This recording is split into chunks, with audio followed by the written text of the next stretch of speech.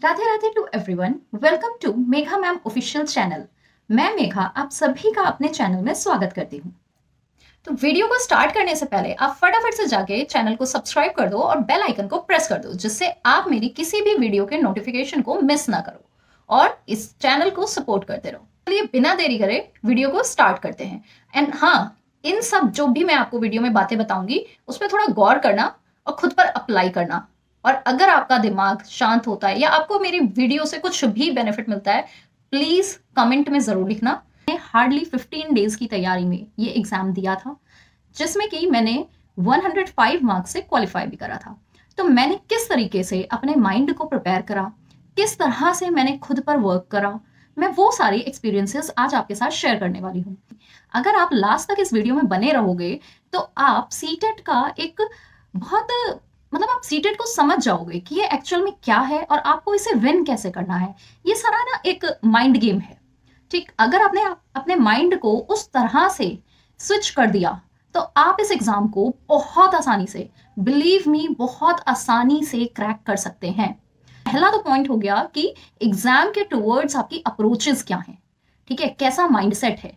इसलिए first point मैं दूंगी, approach towards your exam. Control your mind, control your fear, control your phobia. Second चीज, don't assume from yourself. अपनी तरफ से कुछ भी मत सोचो। एग्जाम पेपर की बात कर रही हूं मैं। जब आपके सामने क्वेश्चन पेपर होगा, उसमें जो क्वेश्चन पूछा जा रहा है ना, उस क्वेश्चन का वही मतलब है जो उसमें पूछा जा रहा है। अपनी तरफ से उसमें ऐड मत करो, क्योंकि जब हमारे दिमाग में फियर और प्रेशर होता है तो हमारा दिमाग अंडर प्रेशर वर्क करता है और वो अपनी तरफ से अजम्पशन करता है। जैसे इसने ये लाइन बोली है तो इसका मतलब ये भी हो सकता है, ये मत करो। तो मैंने अपने क्वेश्चन पेपर में सबसे जो मैंने एक मंत्र रटा था वो था, don't assume from your self. जो क्वेश्चन में जैसा पूछा है उसका वही आंसर देना है। अपना दिमाग उस क्वेश्चन में मत लगाओ, अपनी तरफ से अजम्पशंस मत लगाओ। सो द सेकेंड पॉइंट जो कि आपको क्लियर हो चुका होगा, don't assume from yourself. अपनी तरफ से कुछ भी अज्यूम मत करो। क्वेश्चन में जो पूछा गया है, जैसा पूछा गया है, उसका जवाब वैसे ही दो। Okay. And the third point is, keep your mind calm in the examination room also. Examination room में भी अपने दिमाग को शांत रखो। ठीक, live in the present moment. आपके सामने एग्जाम है, ठीक है, इवन मॉर्निंग में भी आपका एग्जाम है। अपने दिमाग को शांत रखो, भगवान का नाम लो, जिन्हें भी आप मानते हो भगवान का नाम लो, उनसे प्रे करो, अपने दिमाग को शांत रखो, खुद पर ट्रस्ट करो। ठीक, आप सब पढ़ चुके हो, बिलीव मी। आप यहाँ पर इस टाइम अगर सीटेट का एग्जाम दे रहे हो ना, तो जितना सीटेट का सिलेबस है आप सब पढ़ चुके हो। नेक्स्ट पॉइंट वो थर्ड वाले पॉइंट से ही मिलता जुलता है कि भाई दिमाग शांत होगा, खुद पर विश्वास होगा, बिलीव योर सेल्फ। जो कुछ भी है, जो कुछ भी पढ़ा है, वो सब आपके सबकॉन्शियस माइंड में है। सब कुछ आपको लगता है कि आपने बीएससी में कुछ पढ़ा हुआ भूल गए हो, नहीं, सब आपके सबकॉन्शियस माइंड में फीड है। तो अपने सबकॉन्शियस माइंड पे बिलीव करो। ठीक है, अब मैं कुछ टेक्निकल बात आपसे करती हूँ। जैसे कि कुछ बच्चे यहाँ पे ऐसे होंगे जो बहुत ट्यूशंस वगैरह पढ़ा रहे होंगे, या फिर जिनकी अपनी सब्जेक्ट नॉलेज पे पकड़ बहुत अच्छी है। तो यहाँ पर मैंने ये जो है पिक्चर अपलोड कर रही हूँ, जिसमें आपके 5 सब्जेक्ट्स और उनके जो मार्क्स डिवीजन है वो है। इसे जरा ध्यान से देखो। हर सब्जेक्ट, चाहे वो सीडीपी हो, आपका ईवीएस हो, मैथ हो, हिंदी हो, इंग्लिश हो, दोनों लैंग्वेज हो। सीटेट में बहुत अच्छी बात क्या है कि दोनों ही दोनों सीटेट में जितने भी सब्जेक्ट्स हैं ये 2 तरीके से डिवाइडेड है, 2 पार्ट में डिवाइडेड है। तो यहाँ पे हम बात करते हैं साइंस या एसएसटी की। इसमें जो टोटल 30 मार्क्स होते हैं, ठीक है, 30 क्वेश्चन आते हैं हमारे पास। इन 30 क्वेश्चन में से जो 15 मार्क्स होते हैं वो तो होती है आपकी पेडागोजी, और जो रिमेनिंग 15 होते हैं वो होते हैं आपके सब्जेक्ट के। तो अगर इसी तरीके से देखा जाए, किसी के सब्जेक्ट स्ट्रॉन्ग है, ठीक, तो सपोज करो आप अपने एकेडमिक्स में बहुत अच्छे रहे हो, आपके सब्जेक्ट जो है काफी स्ट्रॉन्ग रहे हैं, तो आपने साइंस, हिंदी, इंग्लिश, ठीक, और मैथ्स, इनके अगर मैं हर किसी के 15-15 मार्क्स लूं तो 60 मार्क्स तो वैसे ही हो गए आपके, क्योंकि आपका सब्जेक्ट स्ट्रॉन्ग है। ठीक, इनमें से कुछ सब्जेक्ट आपके ऐसे होंगे जो बहुत ही अच्छे होंगे, जिन पे आपकी पकड़ काफी अच्छी होगी, और कुछ ऐसे होंगे जिनमें पकड़ थोड़ी सी स्लो हो सकती है, बट इट्स ओके। ठीक है, फिर अब हम आ जाते हैं चाइल्ड डेवलपमेंट एंड पेडागोजी पे, सीडीपी पे। तो वहां पे आपने, क्योंकि आपका सब्जेक्ट स्ट्रांग है तो आपने ज्यादा फोकस करा होगा सीडीपी पे, ठीक है।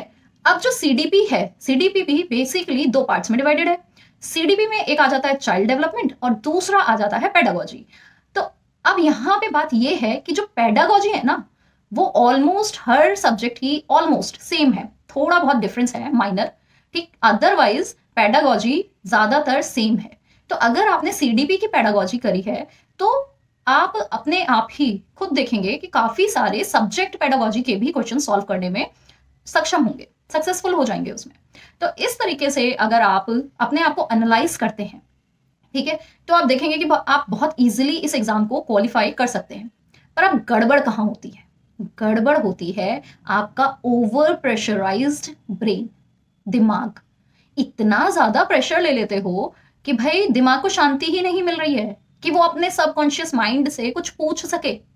आपके, अगर आप कह रहे हैं ना मैं तुक्का लगा रहा हूं, वो तुक्का भी अगर डर में आएगा ना तो वो सबकॉन्शियस माइंड नहीं है, वो आपका डर है। लेकिन जब आप रिलैक्स हो, काम हो, तो आपका सबकॉन्शियस माइंड वर्क करता है, ठीक। तो यहाँ पे हम कहते हैं ना, घर आके जब हम चेक करते हैं, ओहो ये तो मुझे आता था, मैं तो यही सोच रहा था लेकिन ये गलत हो गया, मैंने तो ये लगा दिया। वो क्या है? वो है आपका प्रेशर। हम क्वेश्चन गलत करते हैं प्रेशर में आके। सीटेट में भी यही होता है। मैंने अपने सीटेट के एग्जाम में जब मैं बैठी थी, मैं आपको सच बताऊं, मेरी तैयारी नहीं थी, घर के सर्कमस्टांसेस कुछ ऐसे थे कि मैं तैयारी कर भी नहीं पाई। हार्डली 1 हफ्ता मिला। 1 हफ्ते में मैंने इंपॉर्टेंट टॉपिक्स जो कि मैराथन वगैरह में सिखा रहे थे वो, ठीक है, कुछ इंपॉर्टेंट जिनका मैंने नाम लिया अभी, जैसे कि वाइगॉस्की, कोहलबर्ग और प्याजे, इन सब के बारे में पढ़ा, इनके सिद्धांतों के बारे में पढ़ा था, एनसीएफ के रूल्स पढ़े थे, और बच्चों की मतलब ये जो डिसेबिलिटीज होती हैं, लर्निंग डिसेबिलिटीज, राइटिंग डिसेबिलिटीज, इनके बारे में पढ़ा था। मतलब ऐसी चीजें मैंने पढ़ी थी जो कि मैं पहले भी पढ़ के आ चुकी थी, ठीक है। साइंस, अपने साइंस के सब्जेक्ट में, ईवीएस के सब्जेक्ट में काफी सारी ऐसी चीजें होती हैं जो पहले भी हम पढ़ के आ चुके होते हैं। आप अगर शांति से सीटेट के पेपर को एनालाइज करोगे, ठीक, तो आप क्या देखोगे, इनमें से ऐसे कितने क्वेश्चन हैं जो बिल्कुल जर्नल पूछे गए हैं, ठीक। जैसे कई बार ऐसे पूछ लिया जाता है कि बच्चे को पढ़ने, मतलब अगर आपको कोई टॉपिक या सब्जेक्ट पढ़ाना है तो आप बच्चे को कैसे पढ़ाओगे? उसको प्रेशर में डाल के पढ़ाओगे, उसको बार बार बोल कर पढ़ाओगे, उसको डरा कर पढ़ाओगे, या experiment base पढ़ाओगे?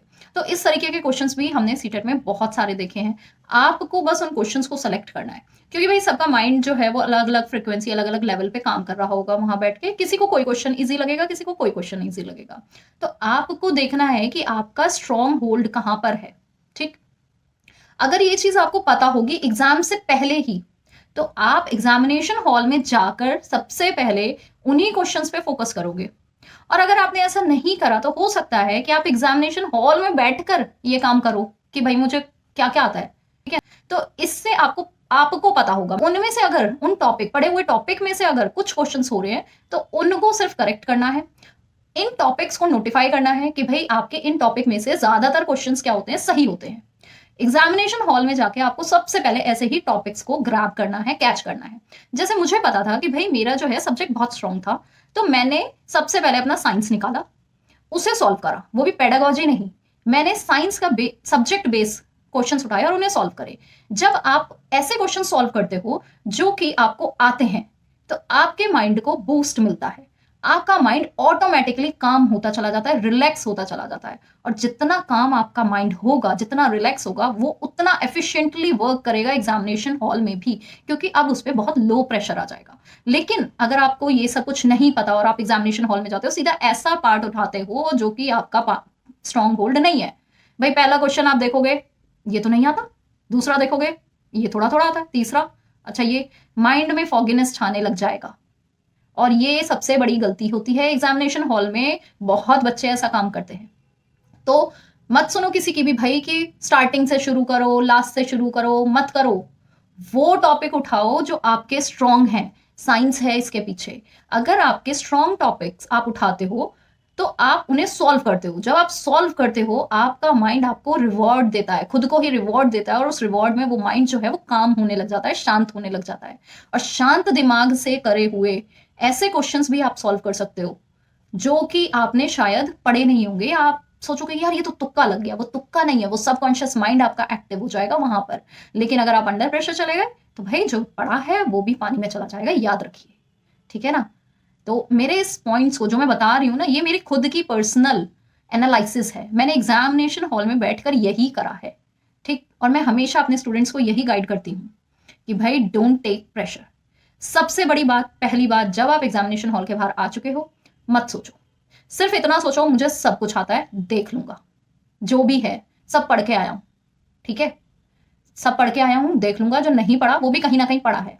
Relax, relax yourself.